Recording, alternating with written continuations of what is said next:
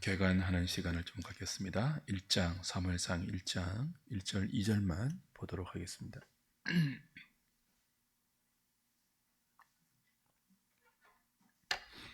구약 성경 408페이지 사무엘상 1장 1절 2절 같이 읽습니다. 시작. 에브라임 산지 라마다임 소빔에 에브라임 사람 엘가나라 하는 사람이 있었으니 그는 요로함의 아들이요 엘리후의 손자요 도후의 정손이요 숲의 현손이더라. 그에게 두 아내가 있었으니 한 사람의 이름은 한나요 한 사람의 이름은 버닌나라. 버닌나에게는 자식이 있고 한나에게는 자식이 없었더라. 아멘.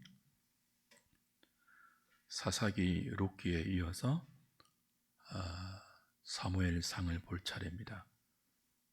우리 지난번에 사사기를 다 끝내었고 룻기는 또 강해를 이미 했기 때문에 반복하지 않고요. 사무엘상으로 넘어왔는데 사사기, 룻기, 사무엘서는 한 세트로 같이 읽어야 됩니다. 시대가 같은 사사시대를 배경으로 해서 왕정시대로 넘어가기 때문에 사실은 한 세트로 읽는 것이 맞습니다. 그래서 오늘은 사무엘 상하 전체를 좀 개관하는 서론의 시간을 갖도록 하겠습니다. 사무엘서가 성경 가운데 어디에 위치해 있는지를 일단 좀 볼 필요가 있죠. 지금 우리 개역 성경에는 사무엘 상하라고 되어 있지 않습니까? 열왕기도 상하, 역대기도 상하라고 되어 있는데 원래 히브리어 성경에는 사무엘서가 그냥 한 권입니다. 열왕기도 상하가 아니라 한 권이고 역대기도 한 권이에요. 이게 이제 구약 히브리어 성경이 헬라어 성경 헬라어로 이렇게 버전이 번역될 때 사무엘도 상하로 이렇게 나누어집니다. 지금 우리가 개역 성경에 보고 있는 것도 70인역에 거의 근거하고 있거든요. 그 순서대로 이제 상하로 나누었지만 원래는 한 권이었다. 그래서 따로 떼어서 볼 수 없이 통으로 사사기와 룻기와 더불어서 통으로 읽어야 하는 그런 책인 것을 우리가 좀 알 수 있습니다. 원래 히브리 성경에서 사무엘서의 위치는 선지서에 있었습니다. 선지서로 분류했어요. 히브리 성경은 크게 세 분류로 성경을 나누었는데요. 창세기부터 신명기까지는 율법서로 분류했고 그 다음에 12소선지서까지 선지서, 그 다음에 성문서 이렇게 세 부류로 나누었는데 지금 우리가 이제 보려고 하는 사무엘서는 정기선지서에 들어있어요. 정기선지서가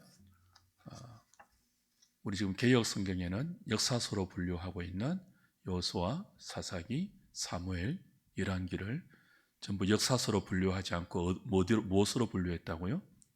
선지서로 분류했어요. 그 후기 선지서는 구약 히브리어 성경에서 후기 선지서는 12소선지서를 포함해서 다니엘과 에레미야, 에가를 뺀 대선지서를 후기 선지서로 히브리 성경은 분류했습니다.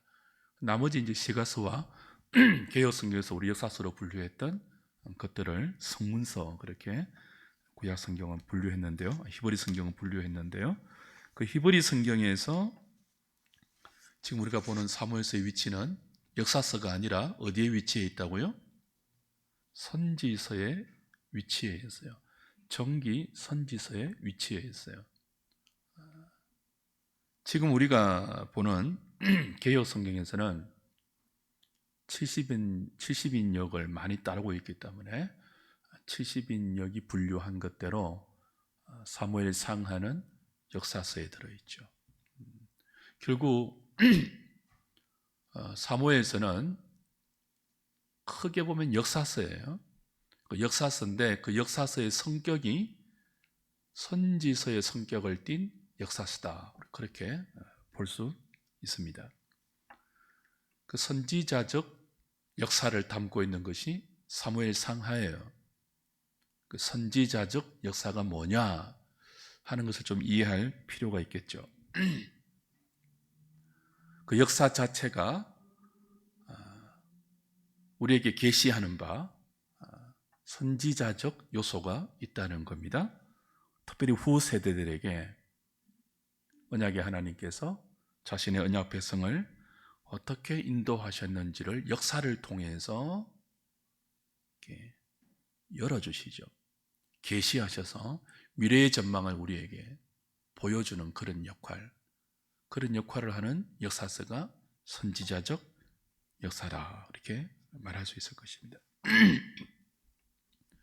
하나님은 이 사무엘 상하를 통해서 여기 일어나는 모든 역사적 사건, 등장인물, 그들의 행위를 통해서 무엇을 계시하고 있다고요? 무엇을 드러내고 있다고요? 하나님의 구원 역사를 계시하고 있어요. 그 세속의 역사를 담고 있는 것이 아니라 등장하는 모든 인물들, 그들의 행동, 또 그들이 주변 사람들과 엮어서 전개해 나가는 모든 스토리를 통해서 하나님께서 죄인들을, 특별히 자기 백성들을 어떻게 약속대로, 언약대로 구원해 가시는가 하는 구원 계시를 드러내고 계시죠. 그게 선지자적 역사라 이렇게 우리는 부르고 있습니다. 결국 사무엘 상하는 시대적 배경을 보면 사사시대 말기, 오늘 우리 지금 1장 1절 2절을 읽었잖아요. 거기 이제 사무엘의 어머니 불임 여성 한나가 나오고 등장하고 나중에 엘리 제사장이 나오거든요. 사사시대 말기예요. 사무엘도 마지막 사사요 선지자 아닙니까? 그 사사시대 말기부터 다윗 왕정까지를 사무엘서가 다루는데 그 약 100여 년의 역사를 어떤 의미를 담아서 우리에게 기록하고 있다고요? 선지자적 역사를 담고 있다. 하나님께서 당신의 언약 백성을 어떻게 죄 가운데서 인도해 가시는가. 그래서 우리에게 하나님의 인도하심이 어떤 방식으로 역사 가운데 나타나는가 하는 것들을 사무엘서는 보여줍니다. 사무엘서만이 아니라 성경이 역사서로 분류하는 모든 그 역사의 의미가 있습니다.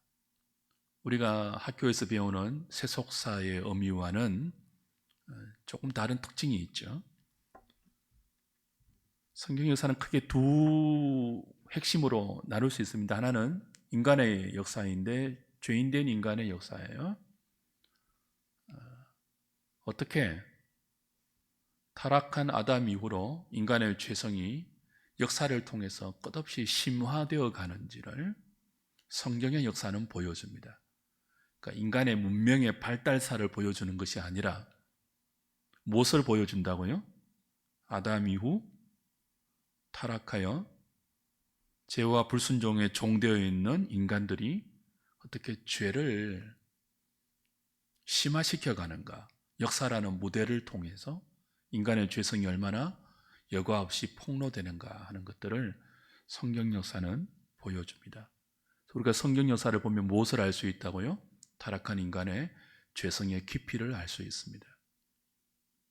그 죄성의 길이와 넓이와 높이를 알 수 있습니다. 시간이 지날수록 더 개선되는 것이 아니라 우리 사사기를 통해서도 보았잖아요. 시간이 지날수록 죄가 더 어떻게 된다고요? 심화되어요. 죄가 갖고 오는 인간 삶의 고통과 부패의 농도가 더 짙어져요. 반면에 성경의 역사가 우리에게 보여주는 또 다른 의미는 그런 인간, 죄성의 깊이 찌들려 있는 인간, 하나님이 허락하신 이 역사라는 무대를 죄로 뒤덮어버리는 인간을 하나님께서 어떻게 은총으로 구원해 가시는가, 어떻게 약속대로 그분의 구원을 이루어 가시는가? 인간의 죄와 하나님의 구원이 성경 역사의 두 기둥을 이루면서 우리에게 구원의 스토리를 들려주고 있죠. 창세기부터 계시록까지는 일관되게 그 이야기를 합니다. 과학 이야기, 하나님이 세상을 어떻게 창조했고, 또 그 역사가 주는 세속적인 교훈, 사람들의 용담, 그게 성경 스토리의 주된 핵심이 아니고요. 창세기부터 일관되게 하나님 나라를 창조하신 하나님의 왕되심을 거부하고 반역한 인간이 어떻게 하나님이 허락하신 이 세상이라는 모델을 역사 속에서 끝없이 하나님을 반역해 왔는가? 그런 인간을 하나님은 끝없이 추적해서 구원해 가시는가? 그 이야기를 담고 있죠.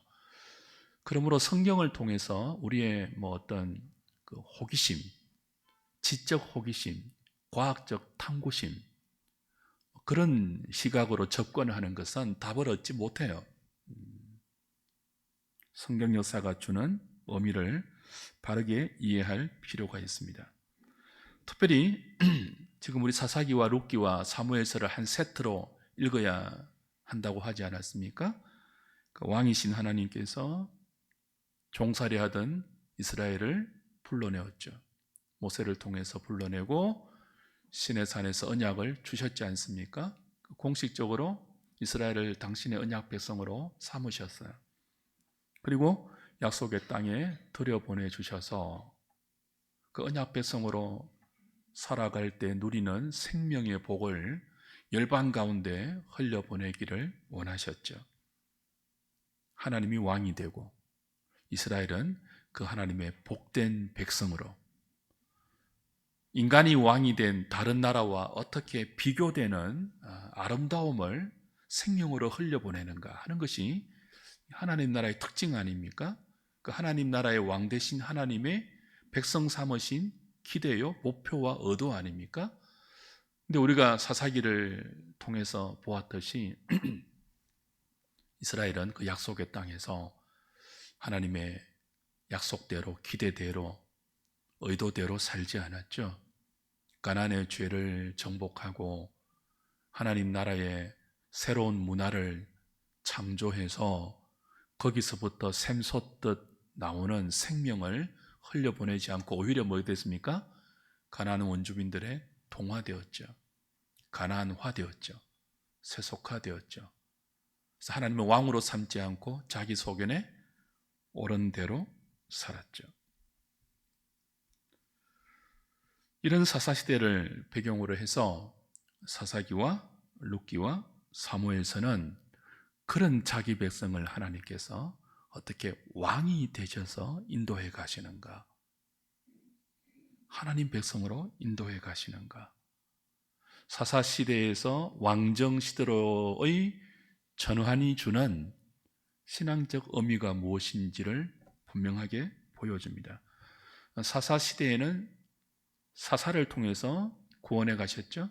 불완전하지만 룻기에서는요, 보아스, 기업 물을 자 보아스를 통해서 나오미와 룻을 구원했고, 그 룻을 통해서 다윗의 씨앗을 허락해 주셨습니다. 그리고 그 다윗이 이제 사무엘서에서 왕으로 등극하잖아요. 그리고 그 다윗을 통해서 하나님은 영원한 왕권을 허락하시거든요. 유명한 다윗 언약을 주신단 말이에요. 그 왕이 없어서 자기 소견에 옳은 대로 살았던 사사시대, 여전히 하나님은 그들의 왕이 되기를 원하셔서 사사를 세워서 내가 왕이다, 내가 왕이 될 때 너희들이 구원을 얻을 수 있다라고 가르쳐 주셨죠. 역사를 통해서. 그런데도 알아듣지 못하고 시간이 지날수록 불순종과 타락의 강도가 깊어졌잖아요.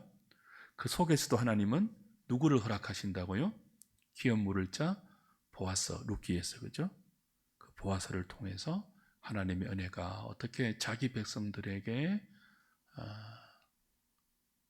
퇴색되지 않고 여전히 밤하늘의 별빛처럼 빛나고 있는지를 보여주었습니다. 그리고 그 보아스와 룻을 통해서 다윗의 씨앗을 물려주고, 그것이 사무엘서에서 역사를 통해서 다윗이 어떻게 하나님께 부름받고, 하나님은 그 다윗을 통해서 왕이 없는, 하나님을 왕으로 모시지 않는 이 타락한 자기 백성 가운데 어떻게 영원한 왕으로 다시 등극하고 계시는가, 그 다윗 언약이 예표하는 예수 그리스도를 역사 속에서 어떻게 하나님이 계시하고 계시는가 하는 것들을 사무엘서를 살피면서 확인하게 될 것입니다. 사무엘서를 누가 적었느냐라고 할 때 저자는 몰라요. 사무엘이라고 말하는 사람도 있고 여러 학설이 있지만 아무것도 정확한 것은 없습니다. 익명의 저자예요. 근데 익명의 저자가 사무엘의 글, 또 선지자 나단과 갓의 글을 참조한 것은 분명합니다. 역대상 29장 29절에 뭐라고 되어 있다고요? 다윗 왕의 행적은 처음부터 끝까지 누구의 글요? 선견자 사무엘의 글과 선지자 누구요? 나단의 글, 그리고 선견자 갓의 글에 다 기록되었다 되어 있거든요. 그 다윗 왕의 행적, 그 사무엘 상하에 나오는 주요한 인물이 4명이에요. 엘리와 사무엘, 사울과 다윗이에요. 근데 가장 많은 분량을 차지하는 사람이 누굽니까? 다윗이에요. 사무엘상 16장부터 사무엘하 마지막까지는 거의 다윗이 스토리를 이끌어갑니다. 근데 이 다윗 왕의 행적을 어디에 다 기록되어 있다고요? 사무엘과 선지자 나단과 갓의 글에 다 기록되어 있다라고 했으니까 누군지는 모르겠지만 저자가, 그 익명의 저자가 이 사무엘의 글과 나단과 갓의 글을 참고해서 이 사무엘 상하를 기록했다라고 우리는 추정할 수 있죠.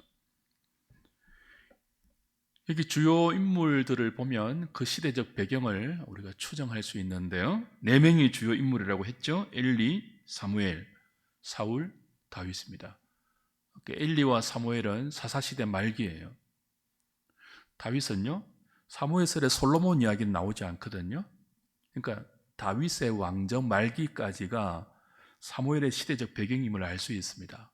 그렇다면 사무엘서에서 벌어지는 전개되는 모든 스토리는 사사시대 말기부터 다윗의 통치 말기까지로 볼 수 있습니다. 주전 930년부터 722년경까지로 볼 수 있죠. 사무엘서의 구성을 보면 먼저 사무엘상을 우리가 보아야 되겠죠. 사무엘상은 31장까지 구성되어 있습니다. 여기 4명의 인물이 다 나와요. 엘리 나오고 사무엘 나오고 사울 나오고 그리고 다윗이 나오는데요. 1장과 3장은 주로 엘리를 배경으로 해서 무대가 펼쳐집니다. 1장은 사무엘이 탄생합니다. 엘리 제사장과 불임 여성 한나를 배경으로 해서 사무엘의 탄생 배경이 나오고요. 2장은요, 불임 여성인 한나가 사무엘을 하나님으로도 받고 찬송하는 한나의 노래, 그리고 불량한 제사장 가문인 엘리와 그 아들 홈리와 비느하스의 타락상, 그런 것들이 배경으로 등장해요. 3장부터 6장까지는 이제 사무엘이 선지자로 부름을 받는 사무엘의 소명 장면과 또 그 블레셋과의 아벡 전투가 나옵니다. 여기서 저 유명한 언약궤가 빼앗기는 이스라엘의 영적 상태를 보여주죠. 블레셋과 싸우는데 무엇을 앞세우고 나갑니까? 법궤를 앞세우고 나가요. 첫 번째 전투에서 패배하니까 두 번째 전투에서 법궤를 앞세우고 나가고, 블레셋도 이스라엘의 법궤가 나온다는 소식을 듣고 두려워 떨지만 결과는요, 대패하고 법궤까지 빼앗기죠. 그러니 이제 스토리가 3장부터 6장까지 사무엘을 배경으로 해서 펼쳐집니다. 7장은요, 그 타락한 이스라엘 가운데 하나님께서 사무엘을 통해서 미스바의 부흥 운동을 허락하시죠. 저 유명한 미스바의 회개 운동이 7장에 나오고요. 8장에 이제 왕정 시대의 인간적인 계기가 되는 이스라엘 백성들의 청원이 나옵니다. 우리에게 뭘 달라고 해요? 왕을 주소서. 누구처럼요? 다른 나라들처럼. 이미 하나님이 왕으로 계신데, 지금 시대적 배경이 사사시대 말기라고 했잖아요. 이미 하나님이 왕으로 계신데, 사사시대에는 특징이 뭡니까? 그들에게 왕이 없었으므로, 정치적인 왕이 아니고 하나님을 왕으로 인정하지 않았으므로, 자기 소견에 옳은 대로 살면서 어떤 왕을 요구했다고요? 다른 나라들처럼 인간 왕을 좀 주세요라고 요구한단 말이에요. 그러니까 하나님 너무 싫어하세요. 사무엘도 너무 화를 내고. 그런데 하나님은 화를 내시면서도 뭐예요? 왕정 제도를 허락하십니다. 그래서 이스라엘의 왕, 내가 허락하는 왕과 다른 너희들이 구하는 다른 나라의 왕, 정치적, 군사적, 경제적 부를 약속하는 왕, 그리고 정치적, 군사적, 경제적 부를 위해서 백성들이 요구하는 왕, 그들과는 너무 다른 하나님이 이스라엘 가운데 세우시는 하나님의 왕되심을 대리하는 왕, 말의 힘을 의지하지 않고 군사를 많이 두지 않고 은과 금을 많이 두지 않고 하나님의 율법에 순종하여 하나님의 가르침대로 백성들을 다스릴 하나님의 대리 통치자, 그 왕을 하나님이 허락하신다는 의미로 좋다, 왕을 주겠다라고 하시죠. 그래서 처음 세워지는 왕이 누구예요? 사울이죠. 9장부터 15장까지는 초대 왕이 된 사울과 그가 이방 나라들과 벌이는 전쟁의 이야기들이 15장까지 나옵니다. 사울도 처음에는 하나님의 영이 함께 하셔서 하나님을 대리하는 인간 왕이 될 때 그 나라가 얼마나 아름다울 수 있는지를 약간 맛을 보여주죠. 근데 이제 이 사울이 교만해져서 악령이 틈타고 이제 하나님께 버림을 받는 16장에 성령이 떠나는 사울과 누가 등장한다고요? 반대로 그 사무엘로부터 기름 부음을 받는 다윗이 사무엘상 16장에 등장해서 이제 스토리의 전환을 이끌어 갑니다. 엘리와 사무엘이 대조되었는데 이제 그 사무엘로부터 기름 부음 받은 다윗이 등장하므로 이때부터는 누구와 누구가 대조됩니까? 사울과 다윗이 대조되어요. 그래서 17장에는 다윗이 등장해서 유명한 블레셋의 골리앗과의 싸움이 나오면서 이스라엘 역사 가운데 다윗이 전면으로 등장하게 됩니다. 그 결과 백성들이 다윗을 찬송하지 않습니까? 사울에게는 천천히지만 다윗에게는 만만입니다. 백성들이 다윗을 칭송하고 다윗을 좋아하는 그런 것을 본 사울의 마음에 시기와 질투가 일어나고 그때부터 다윗을 죽이려는 사울의 집요한 공격이 시작되고, 아이러니하게 사울의 아들인 요나단과 사울이 죽이려고 하는 다윗의 우정이, 믿음의 우정이 사기 터져. 그래서 18장부터 20장까지는 사울의 시기, 질투, 그리고 다윗과 요나단의 스토리가 등장합니다. 21장부터 23장까지는 어떤 내용입니까? 사울이 죽이려고 하니까 다윗이 도망 다니죠. 그래서 아둘람 굴의 도피 생활이 전개됩니다. 도망가는 사울의 그 추격을 통해 피해서 도망가는 다윗에게 잡류들이 다 모여요. 그래서 아둘람 굴 공동체가 형성되죠. 사람들로부터 외면받고 세상에서 볼품없는 사람들이 도망다니는 도망자 신세에 다윗을 중심으로 해서 모여 아둘람 공동체를 형성하고 거기서 하나님 나라의 역사가 태동됩니다. 24장부터 26장은요, 이제 광야의 다윗, 광야에서부터 하나님이 다윗을 훈련시키는, 도망다니다가 광야로 도망가는, 그러나 그 속에서도 하나님이 기름 부어 세우신 사울을 죽이지 않는, 두 번이나 살려주는 그런 다윗의 행동이 나오죠. 이렇게 도망다니면서 다윗은 수많은 시편을 지어냅니다. 저 유명한 시편 23편, 여호와는 나의 목자시니 내가 부족함이 없으리로다. 나중에 2차 도피 생활 블레셋의 망명까지 하는데요, 아비멜렉 앞에서 미친 척하고 겨우겨우 살아남지 않습니까? 그런 도망자 생활, 광야의 도피 생활, 그런 것들을 통해서 다윗은 무엇을 배웁니까? 여호와가 목자 되는, 목자 되신 하나님의 양으로 살아가는 언약 백성의 훈련을 받죠. 어디에서요? 광야에서. 여호와는 나의 목자시니 내가 부족함이 없으리로다. 이런 노래는요, 궁정에서 지어지지 않습니다. 왕궁에서 창작된 시가 아닙니다. 부족함 투성이인 광야에서. 광야가 무엇이 풍성하겠습니까? 아무것도 없는 곳이 광야 아닙니까? 근데 그 광야에서, 아무것도 없는 광야에서 목자 되신 여호와를 만나면 부족함이 없다고 노래할 수 있는 것이 광야 생활의 유익이에요. 그래서 광야의 도피 생활이 고난으로만 끝나지 않죠. 그 목자 되신 여호와를 광야에서 만났기 때문에 다윗은 자신을 죽이려고 달려드는 사울을 뭐합니까? 두 번이나 살려주죠. 그럼에도 불구하고 사울은 끝까지 다윗을 죽이려고 달려들고 27장부터 30장까지는 또다시 도피 생활이 시작됩니다.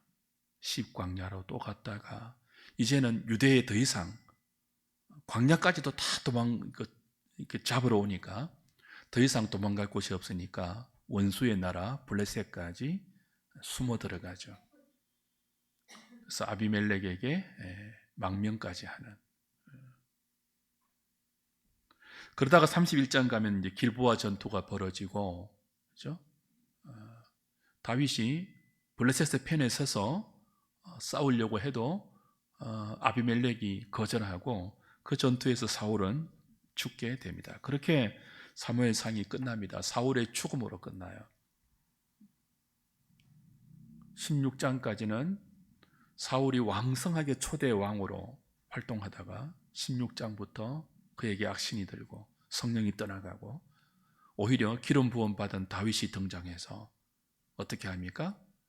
도피 생활을 통해서 하나님을 목자로, 하나님을 왕으로 모시고 사는 신자의 훈련이 무엇인지를 우리에게 보여주면서 그 다윗을 훈련시키는 연단의 도구가 되었던 사울이 죽음으로 사무엘상이 끝나요. 그리고 사무엘 하로 가면 이제 등장인물이 다윗 하나로 좁혀집니다. 엘리도 죽고 사무엘도 죽고 사울도 죽고, 그렇죠? 다윗 하나로 이제 다윗이 이끌어가는 스토리가 사무엘하죠. 1장부터 5장까지는 다윗이 왕으로 즉위합니다. 6장부터 10장은요, 왕으로 즉위한 다윗이 예루살렘 여부수를 족속하고 점령하고 예루살렘을 수도로 삼아서, 그렇죠? 왕권을 강화시키는 그런 내용이 나오고, 여기서 이제 7장에 저 유명한 다윗 언약, 네 왕위가 영원하리라 하는 하나님의 언약이 맺어지죠. 그러나 11장부터는 어떤 내용이 나옵니까? 다윗의 범죄가 나옵니다. 누구하고 범죄합니까? 바세바와 범죄하고 그 범죄를 은닉하기 위해서 충성스러운 신하 우리아를 죽이죠. 그 다윗의 범죄가 11장, 12장, 13장에 나오고요. 그로 말미암는 죄의 결과가 14장부터 17장까지 아들 압살롬의 반역과 그로 인한 또 괴로운 도피 생활이 시작됩니다. 18장부터 20장까지는 압살롬이 죽음으로 다윗이 다시 돌아오게 되는 회복이 나오고요. 21장부터 24장까지는 에필로그예요. 사무엘서 전체의 에필로그이고 다윗 통치의 말기이기도 한 여러 말들, 여러 행적들을 쭉 열거함으로 사무엘서 전체가 끝이 납니다. 사무엘상하 전체의 줄거리를 요약하면 사무엘상은요 4명의 인물이 등장한다고 했죠. 누굽니까? 엘리, 사무엘, 사울, 다윗이에요. 1장부터 3장까지는 주로 엘리, 4장부터 7장까지는 주로 누구예요? 사무엘, 8장부터 15장까지는 사울, 그리고 16장부터 31장까지는 다윗이 등장하고 사무엘하는요 다윗 혼자 이끌어가는 왕정 시대의 기록입니다. 1장부터 10장까지는요 다윗의 부흥기죠. 방금 말씀드린 것처럼 즉위하고 어떻게 전쟁에서 승리하고 영토를 확장해가고 어떤 그런 업적이 나오고 11장부터 24장까지는요 재난기입니다. 범죄와 도피생활 그로 인한 말년의 기록이 나옵니다. 사무엘상하도 뭐 1년 이상 걸릴 것 같은데 그때 여러분이 나중에 이제 홈페이지에 다 올라가니까 교회를 조금 그때 보시면 전체 줄거리 속에서 한 장 한 장을 읽어가야 되거든요. 이렇게 확인하면 좋겠습니다. 사무엘서의 특징이 있습니다. 사무엘서를 읽을 때 첫 번째는 비교와 대조가 주는 의미들을 잘 살펴야 돼요. 제가 말씀드렸죠. 사무엘상에는 4명의 인물이 나오는데 이 4명의 인물이 전부 대조적인 인물로 나와요. 첫 번째는 두 사사 엘리와 사무엘.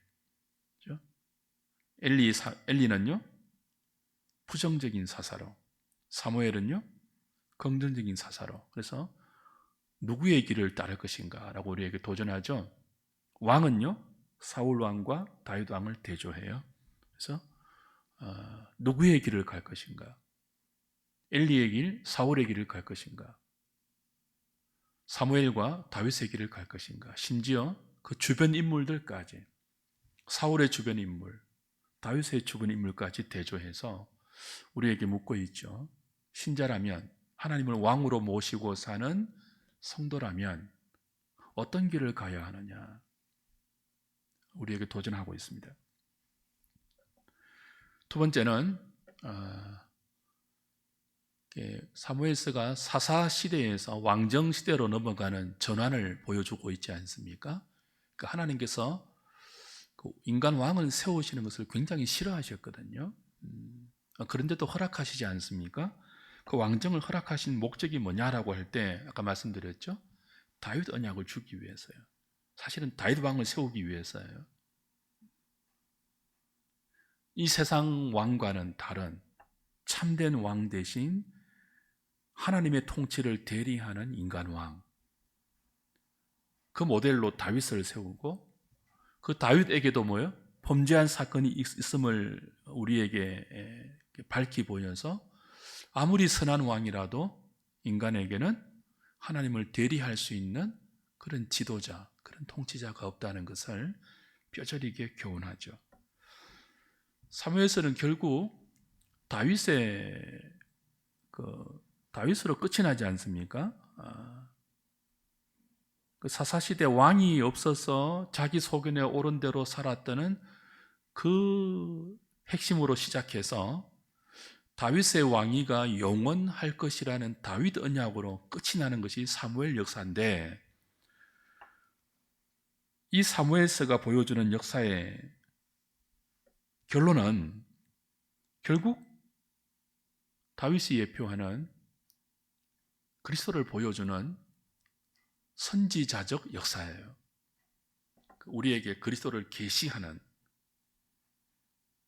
왕정 제도를 허락하신 목적이 너희들의 참된 왕이 누구냐 하는 것을, 다윗마저도 안 된다는 것.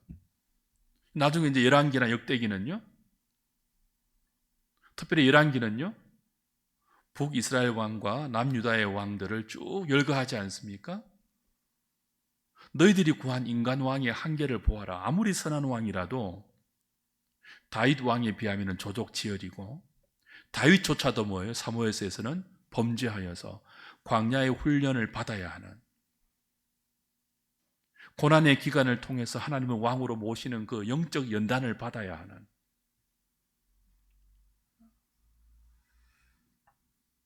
그런 인간을 우리에게 가르쳐주고, 그 속에서 하나님께서 참된 왕이신 우리의 구원자, 다윗과도 비교되지 않는 고난받는 왕, 우리를 위해서 고난받는 왕, 우리를 위해서 죽임당하는 왕, 하나님의 독생자 예수 그리스도가 다윗 언약에 우리에게 약속한 영원한 왕이다, 우리의 참된 왕이다 하는 것들을 계시하는 선지자적 역사가 뭐라고요?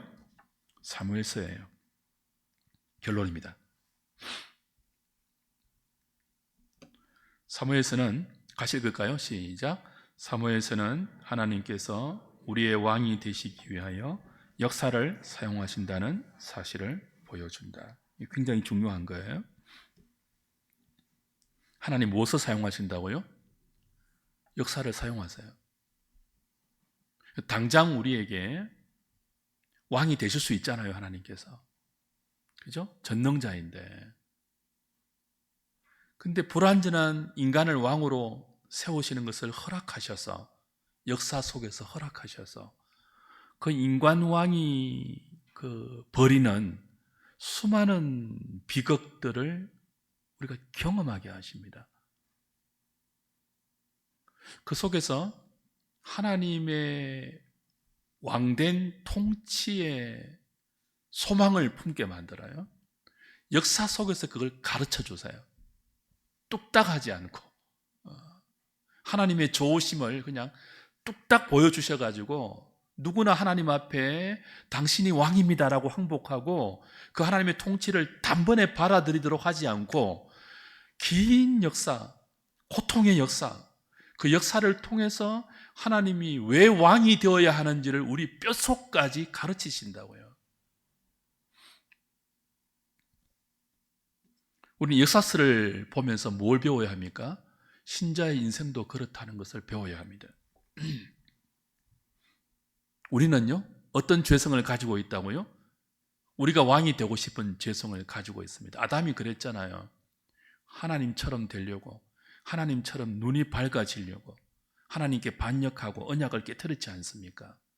그 아담 이후에 죄인된 인간들은요, 하늘 꼭대기에 자기 이름을 내려고 바벨탑을 쌓았지 않습니까? 자기 소견에 옳은 대로 사는 것이 우리의 본성입니다. 자기 소견에 옳은 대로 사는 것을 증명하고 또 강화하기 위해서 우린 종교까지 이용합니다. 요즘 우리 욥기 묵상하지 않습니까? 욥을 위로하기 위해서 등장한 새 친구들, 오늘 우리 엘리바스까지 이제 보았는데, 새 친구들이 인과응보의 원리로 고난당하는 욥을 신앙의 이름으로 정죄하지 않습니까? 그 자기 소견이거든요.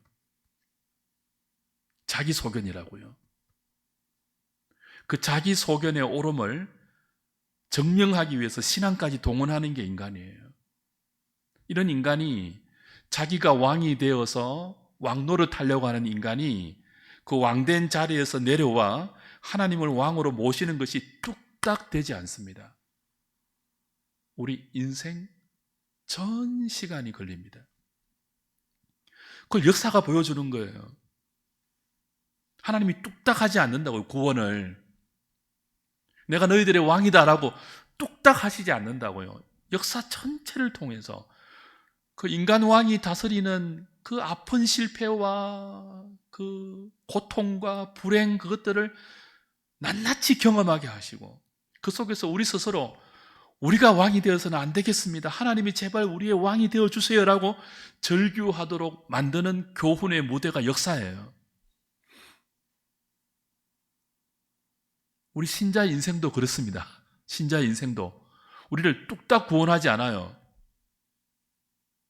그리스도의 십자가와 부활의 복음으로 우리를 죄에서 건져서 믿음으로 의롭다 하시지 않습니까? 당장 천국에 안 데리고 가신다고요. 우리가 하나님을 왕으로 모시는 하나님 나라의 백성된 삶을 이 땅에서 배우게 하시는데 우리 인생 길이 전체를 하나님이 사용하십니다. 그래서 뭘 발견하게 하십니까?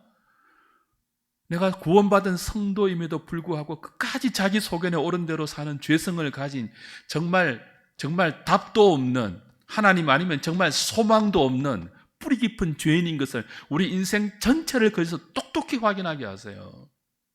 그걸 깨닫는 만큼 신앙이 익어가는 거죠. 그래서 우리 나이 들수록 신앙생활을 많이 할수록 우리는요, 자기 자신에 대해서 늘 겸손해지죠. 하나님 이 일에 진심이십니다. 우리의 왕이 되시는 일에 진심이십니다. 그걸 폭력적으로 안 하세요. 독재자가 아니세요. 그걸 억압해서 우리의 왕이 되시려고 안 해요.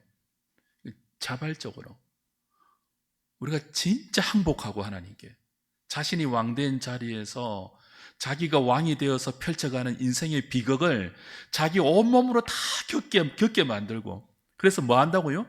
내가 왕이 되어서는 도무지 하나님 답이 없으니까 두 손 들고 항복하게 만들고, 그래 맞지, 내가 왕이 되어줄게 라고 우리 인생 전체를 걸쳐서 그걸 가르쳐 주세요. 우린 역사서를 보면서 읽으면서 그걸 우리에게 적용할 수 있어야 됩니다. 그러면 우리의 신앙은 진공관 속에서 책상 앞에서 성숙하지 않습니다.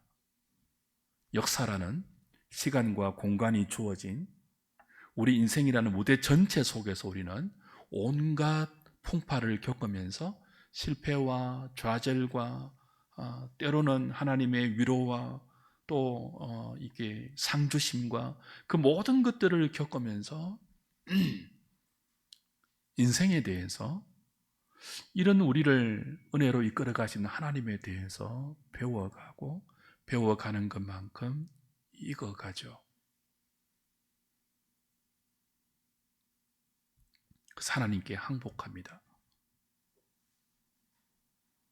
당신이 내 목자 되어 주십시오. 여호와는 나의 목자시니 내가 부족함이 없도다. 통장을 의지하고 주식을 의지하고 눈에 보이는 다른 힘들을 의지하고 그것이 있어야만 부족함이 없다고 겨우 안심했던 우리의 인생을, 우리 인생 전체 광야 훈련을 겪어가면서 여호와가 목자시니 내가 부족함이 없습니다. 내 잔이 넘칩니다. 때로는 사망의 엄침한 골짜기를 다니는 우리의 인생길이라 할지라도 주의 지팡이와 막대기가 나를 안위하십니다. 주께서 원수의 목전에서 내게 테이블을 차려주시는, 하나님이 왕 되시는 그 인생을 우리는 주 앞에 가는 그날까지 배워가는 것입니다. 이 일을 위해서 독생자를 보내신 분이 우리의 왕인 하나님입니다. 그러니까 하나님은 우리의 왕인데 독재자가 아니고 폭군이 아니고 독생자를 내어줄 만큼 우리를 사랑하는 사랑의 왕이에요. 신앙은 사랑이죠. 하나님 사랑, 이웃 사랑이죠. 그 사랑이 언제 시작될 수 있을까요? 사랑이신 하나님을 왕으로 모실 때입니다. 하나님은 사랑이시라. 그 하나님을 왕으로 모시면 그 하나님의 백성된 사람들도 사랑의 삶을 비로소 시작할 수 있는 거죠. 자기 사랑에서 벗어나. 성경은 자기 사랑을 죄라고 가르치잖아요. 세상은 자기 사랑을 행복이라고 가르치지만 디모데후서 보면은 사람들이 자기를 사랑하고 돈을 사랑해서 고통한다 그랬습니다. 언제 우리가 하나님을 사랑하고 이웃을 사랑하는 삶을 시작할 수 있습니까? 사랑이신 하나님을 왕으로 모실 때입니다. 우리의 남은 생애 동안, 우리가 호흡하는 이 시간 동안 사랑이신 하나님을 왕으로 모시고 그 왕과 사랑할 수 있는 시간을 허락받았으면 우리의 특권입니다. 그걸 우리는 광야 같은 이 인생 길을 걸어가면서 배우는 것입니다. 세상 사랑이 얼마나 헛된 것이며 허탄한 것이며 그 속에서 여전히 영원한 우리의 왕이 되시기 위해서 사랑으로 기다리고 있는 그분 앞에 우리의 생애를 드리는 교훈을 받는 것이 역사서입니다. 그 하나님께 사랑으로 나아가는 은혜를 우리 사무엘서를 같이 읽어가면서도 많이 누리는 저와 여러분 되면 좋겠습니다.